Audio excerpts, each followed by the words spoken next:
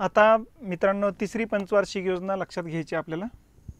तिसऱ्या पंचवार्षिक योजनेचा कालावधी लक्षात घ्या। अगोदर मूळ मुद्दे लक्षात घ्या। 1961 ते 66 चा कालावधी। मुख्य भर दिला होता यामध्ये कृषी आणि मूलभूत उद्योगावर। प्रतिमान पीसी महालनोबिस यांचं स्वीकारण्यात आलेले आणि आर्थिक लक्ष ठेवलं ते 5.6%। प्रत्यक्षात साध्यतेचं निम्म साध्य झालं 2.8%। त्यामुळे साहजिकच सर्वात कमी साध्य झालेली पंचवार्षिक योजना तिसरी पंचवार्षिक योजना आहे। ठीक आहे। आता ही योजना तयार करण्याच्या अगोदरच्या घटना घडामोडी लक्षात ठेवा। कोणतीही पंचवार्षिक योजना तयार करण्याच्या अगोदर लागू होण्याच्या अगोदर 3 वर्षापासून तयार करण्याचं काम चालू असते। साहजिकच 57-58 च्या कालखंडात या पंचवार्षिक योजनेचा आराखडा तयार करण्याचं काम चालू होतं आणि या कालखंडामध्ये या ठिकाणी आपण जर बघितले तर अध्यक्षपदी पंडित नेहरू होते आणि उपाध्यक्षपदी व्ही.टी. कृष्णमाचारी होते। या दोघांनी एकत्रित येऊन हा प्लॅन तयार केलेला आहे। ठीक आहे। आणि हा पीसी महालनोबिसच्या विचारावर आधारित हा प्लॅन होता बघा। यामध्ये आता शेती आणि मूलभूत उद्योगावर भर का दिला हा पहिला मुद्दा आहे। दुसऱ्या पंचवार्षिक योजनेमध्ये प्रतिकूल मान्सूनमुळे अन्नधान्याच्या उत्पादनात घट झाली आणि अन्नधान्य आयात करावं लागलं आपल्याला। साहजिकच अन्नधान्य उत्पादन करणारा देश अशी आपली जगभरात प्रतिमा असताना या ठिकाणी आपण आयात अन्नधान्यच करतोय हे समजल्यानंतर जगभरामध्ये आपलं या ठिकाणी आपल्याबद्दल निगेटिव्ह वातावरण तयार होण्याची शक्यता होती। म्हणून मग पहिला आपला मुद्दा हाच होता की पहिला आपण अन्नधान्याबाबत स्वयंपूर्ण होणं गरजेचं आहे आणि म्हणून मग कृषी उत्पादनावर भर देणं गरजेचं होतं। म्हणून या पंचवार्षिक योजनेमध्ये शेतीवर भर देण्यात आलेला आहे। नंबर 2, मूलभूत उद्योगावरही भर देण्यात आला। जड उद्योगावर तर भर आपण कमी केला कारण त्यासाठीची भांडवल प्रचंड लागते आणि एवढं भांडवल खर्च करण्याची ताकद आपल्यामध्ये एवढी नव्हती। वेगवेगळ्या देशाचं सहकार्य घेऊन सुद्धा या ठिकाणी कारखाने आपण काढण्याचे प्रयत्न केलेले आहेत। पण आता लक्षात घेतलं मूलभूत उद्योगावरती भर दिला तर या ठिकाणच्या लोकांचं उत्पन्न आणखीन वाढू शकतं कारण एका बाजूला कच्च्या मालाचं पक्क्या मालात रूपांतर होऊ शकतं आणि तोच पक्का माल या ठिकाणी वापरता येऊ शकतो। त्यामुळे हा दीर्घकालीन टिकू शकतो बघा। आणि म्हणून पोलाद कारखान्यासाठी लागणारं तंत्रज्ञान नसल्यामुळे मूलभूत उद्योगावर आपण भर देण्याचं घोषित झालेलं आहे बघा। तर या पद्धतीनं कृषी आणि मूलभूत उद्योगावर भर देणारी ही पंचवार्षिक योजना आहे। टार्गेट बऱ्यापैकी ठेवलं होतं पण तेवढं साध्य नाही झालं। का नाही झालं आपण ते पुढे बघू। आता या पंचवार्षिक योजनेमध्ये टोटल खर्च जर बघितला आपण तर 11,600 कोटी रुपयाचा खर्च करण्यात आलेला आहे। सरकारी आणि खाजगी खर्च एकत्रित धरतोय आपण सध्या। त्याच्यानंतर खाजगी किती झाला ना सरकारी किती झाला आहे परत आणखीन पुढच्या वेळेस तुलनात्मक माहितीमध्ये घेऊ। ठीक आहे। तर 11,600 कोटी रुपयाचा प्लॅन होता। मग या पंचवार्षिक योजनेत कोणते कोणते योजना कार्यक्रम सुरू झाले ते लक्षात घेऊ। सगळ्यात पहिली योजना आहे कारखाना आहे रांचीचा झारखंड राज्यामध्ये। अवजड कारखाना म्हणजे पोलाद कारखाना काढला गेलेला आहे। ठीक आहे। पहिल्या पंचवार्षिक योजनेत आवडीला कारखाना निघालेला पोलाद कारखाना। दुसऱ्या पंचवार्षिक योजनेमध्ये भिलाई, रूरकेला आणि दुर्गापूर या ठिकाणी कारखाने निघाले। तिसऱ्या पंचवार्षिक योजनेमध्ये रांचीला निघाला। चौथ्या पंचवार्षिक योजनेमध्ये विजयनगर आणि बोकारोला निघाला आणि 6व्या पंचवार्षिक योजनेमध्ये विशाखापट्टणम आणि सालेमला निघालेला आहे। तर असे हे वेगवेगळ्या पंचवार्षिक योजनेतले वेगवेगळे पोलाद कारखाने लक्षात घ्यायचे। ठीक आहे।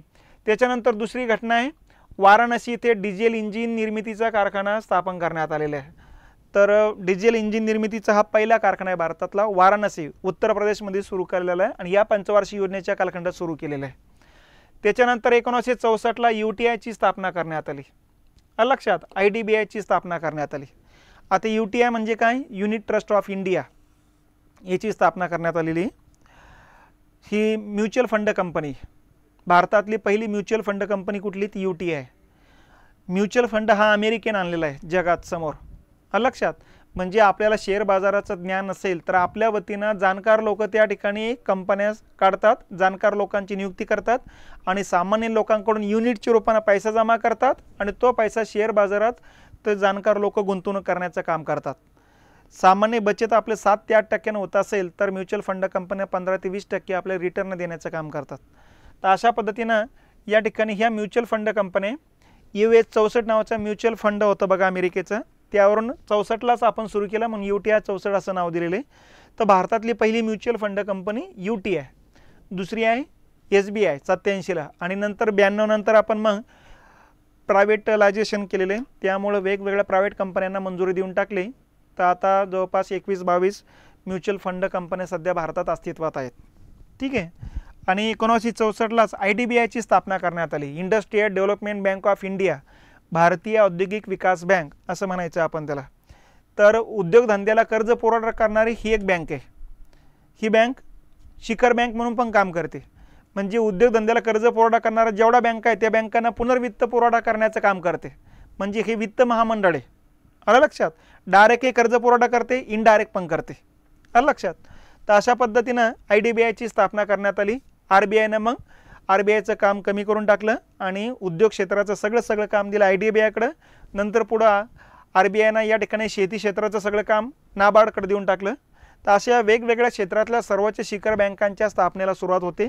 यापैकी IDBI उद्योग क्षेत्रातली सर्वोच्च शिखर बँक म्हणून याच कालखंडात उघडल्या गेलेली. त्याच्यानंतर 1965ला अन्नधान्यात उत्पादनात वाढ करण्यासाठी हरित क्रांतीला सुरुवात होते. बघा, याच पंचवार्षिक योजनेत आपण ठरवलं ना, शेती क्षेत्रावर भर देणे, अन्नधान्याच्या उत्पादनात स्वयंपूर्ण होणे. म्हणून 1965ला आपण अन्नधान्याच्या उत्पादनात वाढ करण्याकरता पहिल्या हरित क्रांतीचा कार्यक्रम हातात घेतोय.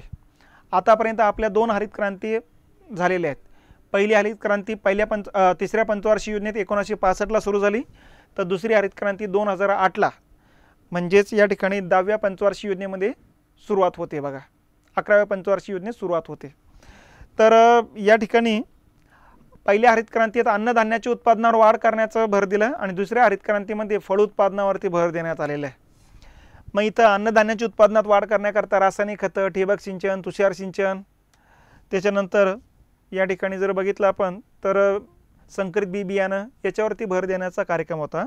पण हरित क्रांतीला ज्यावेळेस सुरुवात झाली त्याच वेळेस नेमके दुष्काळाला सुरुवात होते. त्यामुळे हरित क्रांतीचं चित्र काही लगेच दिसलं नाही, कारण पुढची 2 वर्षे लगातार दुष्काळ चालू होता.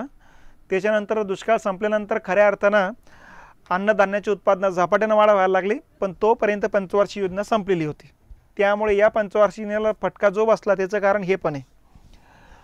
त्याच्यानंतर आहे 1965चं अन्नधान्याचा बफर स्टॉक करण्यात आला. ठीक आहे, FCI, food corporation of India म्हणतो आपण त्याला. तर फूड कॉर्पोरेशन ऑफ इंडियाची स्थापना या कालखंडात आहे. कारण सरकारच्या लक्षात आलं होतं की एखाद्या वर्षी पाणी पाऊस चांगला असेल तर भरमसाठ अन्नधान्याचं उत्पादन होतं. इतकं भरमसाठ होतं की त्याच्या मालाची किमती कमी होऊन जातात. त्यामुळे शेतकऱ्याचं नुकसान होतं. आणि दुष्काळ पडला तो उत्पादनच होत नाही. मालाला किंमत येते पण शेतकऱ्यांकडे मालच नसतो. त्यावेळेस हे शेतकऱ्याचं नुकसान होतं. तर मग सरकारचं हे सगळं चक्र लक्षात आल्यानंतर सरकारला लक्षात आलं आहे की ज्या वर्षी चांगलं उत्पादन होईल त्या वर्षी आपण ते स्टॉक करून ठेवलं पाहिजे, जेणेकरून शेतकऱ्यांना हे मोबदला चांगला मिळून जाईल. आणि ज्या वर्षी दुष्काळ पडेल त्यावेळेस तो स्टॉक आपण या ठिकाणी मार्केटमध्ये आणला पाहिजे.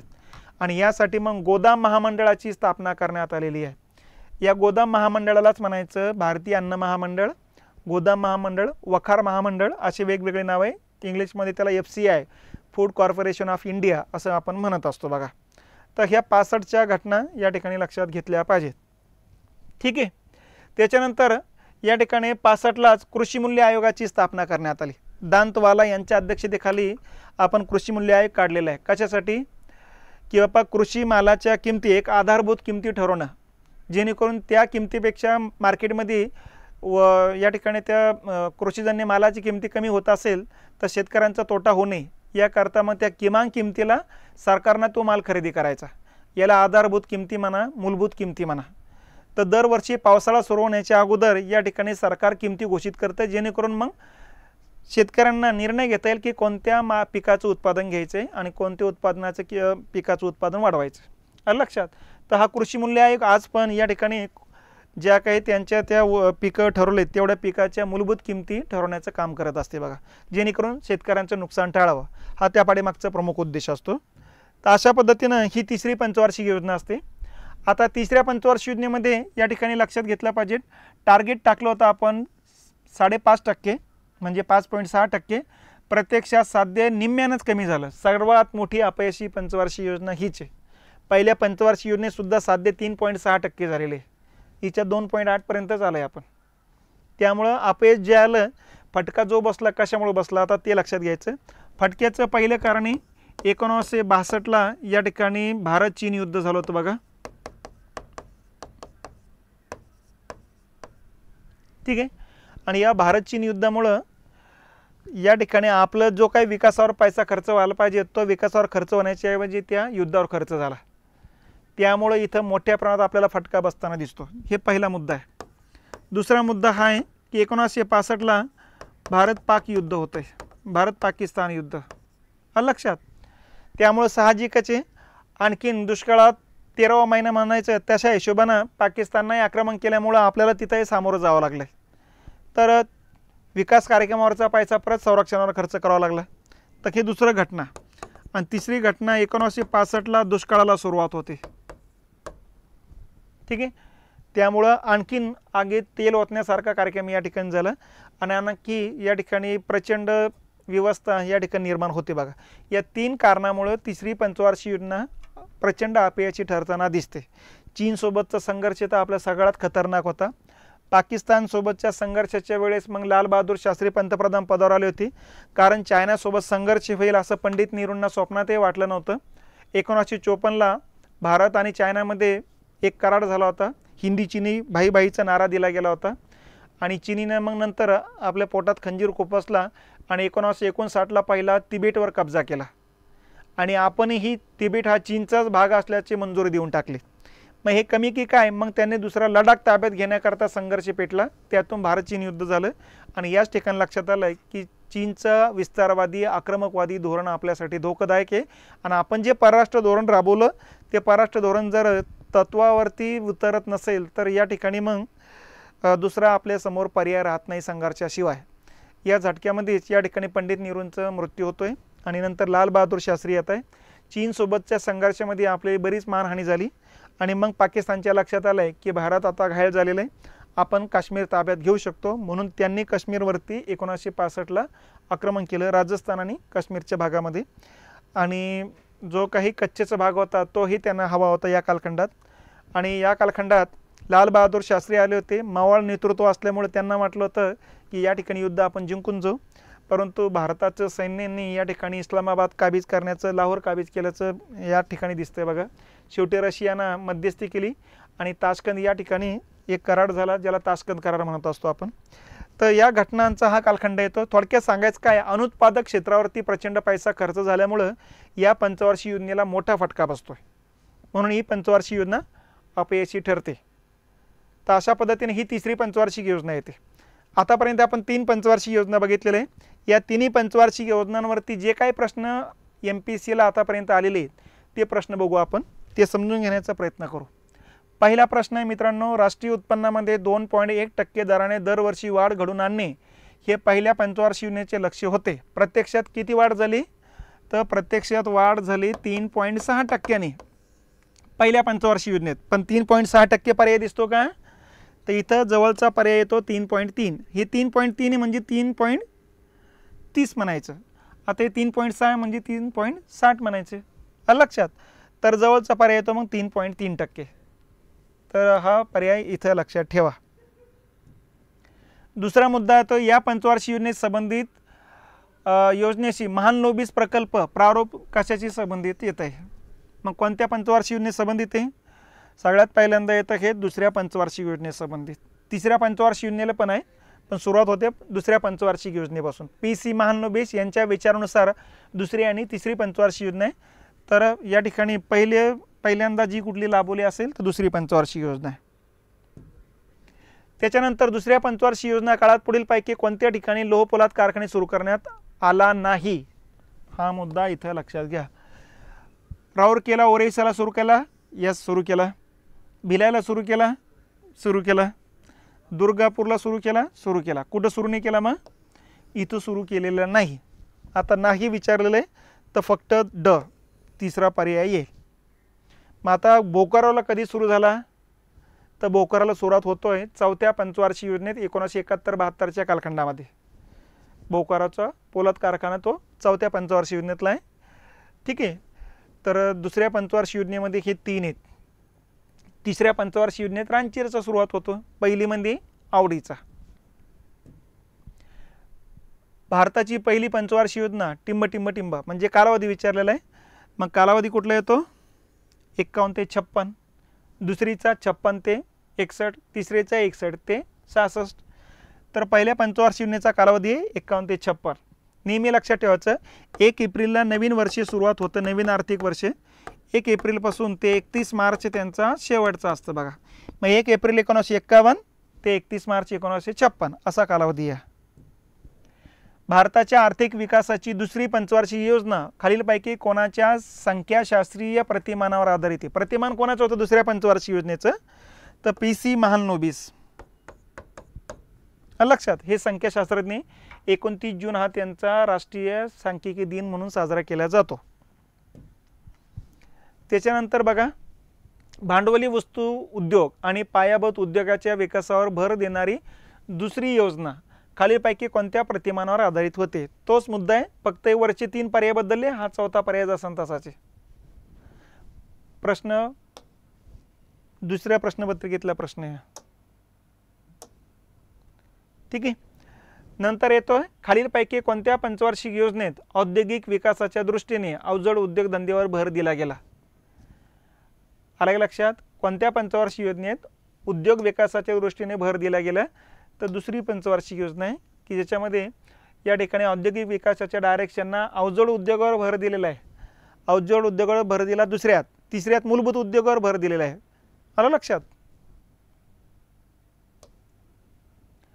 त्याच्यानंतर आहे, दुसऱ्या पंचवार्षिक योजनेत पश्चिम जर्मनीच्या सहकार्याने 1959 मध्ये कोणता प्रकल्प उभारला? 1959 ला कोणता प्रकल्प उभारलेला आहे? तर 1959 ला उभारला गेलेला आहे रूरकेलाचा प्रकल्प. सी, फक्त सीचा प्रकल्प येतो हे या ठिकाणी. ठीक आहे. तर हे दोन या ठिकाणी लक्षात आपलं घ्यायचं, रूरकेला किंवा फक्त सी म्हणायचं. आता हे जी आहेत भिलाई आणि दुर्गापूर, आता हे जर्मनी म्हणतं, इथंच तुमच्या लक्षात यायला पाहिजेत, पश्चिम जर्मनीचे सहकार्याने म्हणताय तो रूरकेला आहे आणि 59 ला रूरकेलाचे.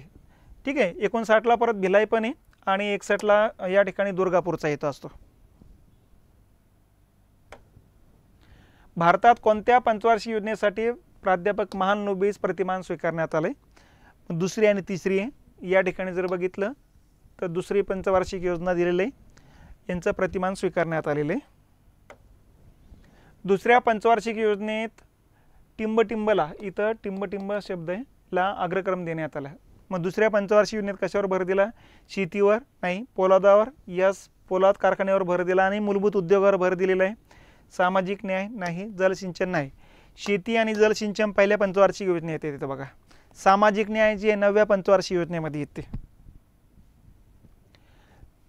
भारताची पहिली पंचवार्षिक योजना केव्हापासून सुरू करण्यात आली? 51 ला सुरू झाली. 51 चा पर्याय कुठे? हाच आहे, 1 एप्रिल. ठीक आहे. 1 एप्रिल 1951 ला सुरू करण्यात आलेली पहिली पंचवार्षिक योजना आहे 51 ते 56. दुसऱ्या पंचवार्षिक योजनेची अंमलबजावणी पूर्णतः होऊ शकली नाही, याचे प्रमुख कारण काय? अंमलबजावणी होऊ शकली नाही म्हटल्यापेक्षा जे काही टार्गेट टाकले होते ते कंप्लीट करता नाही आले. कारण 4.5चं टार्गेट टाकलं होतं, 4.1% साध्य झालेले. याचं कारण काय? आता युद्धावर खर्च झालेला नाही, कारण दुसऱ्या पंचवार्षिक योजनेमध्ये काही युद्धाचा का प्रसंगच येत नाही. तिसऱ्या पंचवार्षिक योजनेमध्ये युद्ध, त्यामुळे हा मुद्दा नाहीच आहे. राजकीय संघर्ष नाही, पंडित नेहरूंचं एकमुखी नेतृत्व होतं, हा हे पर्याय कटला. लक्षात? अन्नधान्याची टंचाई निर्माण झाली, कारण अन्नधान्य आयात करायला लागलो आपण, बरोबर आहे. आणि परकीय चलनाची तीव्र टंचाई. तर या दोघांमध्ये मग सगळ्यात मेन कारण कुठलं आहे? तर परकीय चलनाची तीव्र टंचाई हे त्याचं मूळ कारण आहे. कारण परकीय चलन मोठ्या प्रमाणात असेल तर साहजिकच आहे दुसऱ्या देशातून अन्नधान्य आयात करणं काही फारसं काही जड नव्हतंच आपल्याला. मग पहिलं कारण पैसा आहे. अन्नधान्य तर कुठूनही खरेदी करता येत होतं. दामोदर खोरे योजना ही टिंबटिंब पंचवार्षिक योजनेची निष्पत्ती आहे. कोणत्या पंचवार्षिक योजनेमध्ये दामोदर प्रकल्प सुरू झाला? तर पहिल्या पंचवार्षिक योजनेमध्ये सुरू झालेला आहे. पहिल्या पंचवार्षिक योजनेमध्ये कृषी आणि सिंचनावर भर दिला होता, तर हा सिंचन प्रकल्प आहे. 4 सिंचन प्रकल्प याच पंचवार्षिक योजनेत सुरू झाले. दामोदर, कोसी, हिराकुंड आणि भाकरा नांगल. यातला दामोदर हा पहिला बहुउद्देशीय प्रकल्प पण आहे. ठीक आहे. तर अशा पद्धतीनं ही तिसरी पंचवार्षिक योजना आणि या तिन्ही पंचवार्षिक योजनांवरचे प्रश्न